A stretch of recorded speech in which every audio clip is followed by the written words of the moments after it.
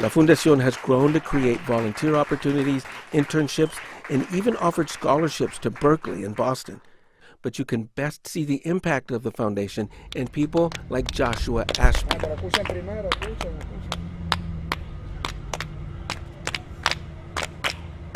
Joshua was born and raised across the canal in Colón, a city with high poverty and crime.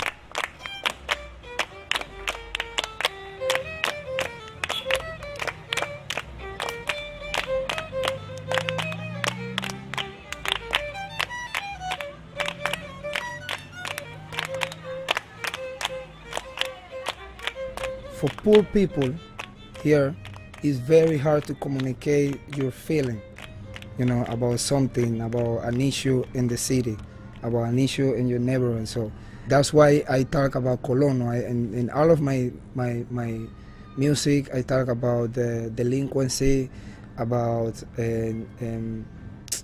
oppression of the government, and all those social issues that we live every day in Colón.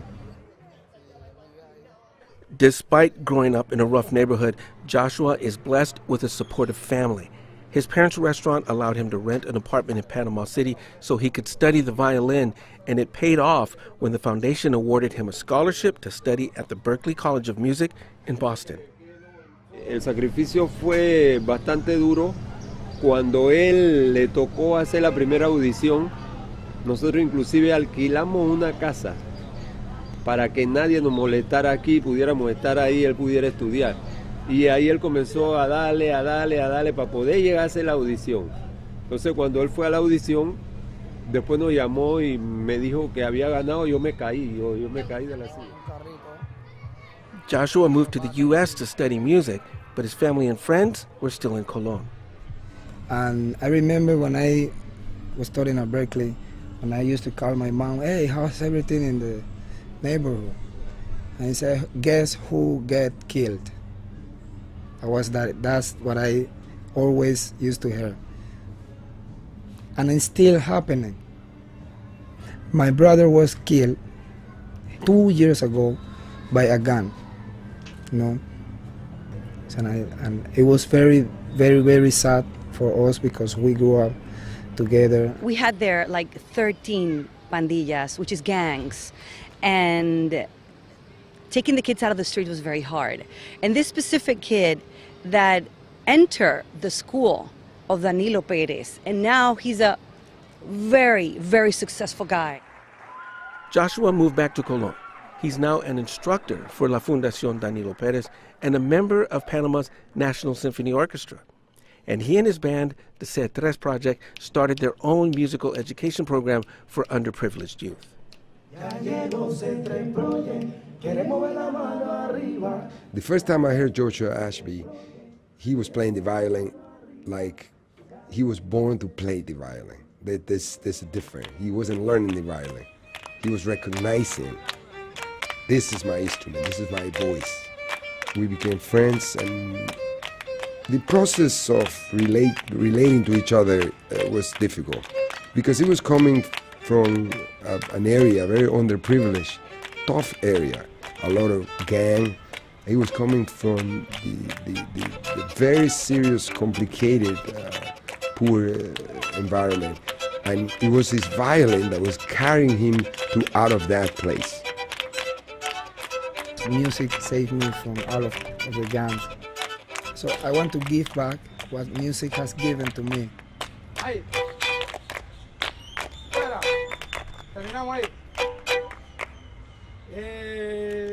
At the Panama Jazz Festival, Joshua's band opened for the guest of honor, pianist Randy Weston. And on one tune, he even joined Randy on stage. Here's a little slice of Weston's African cookbook.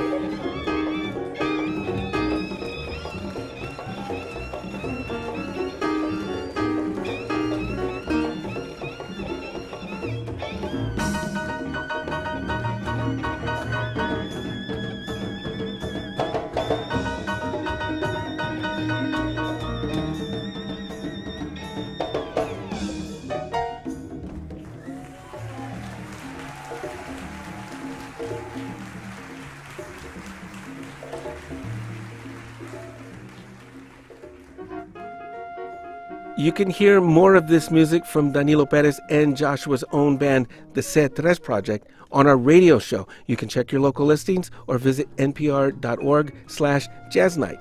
And hey, Christian, thank you for letting me sit in on your show. I'm Felix Contreras.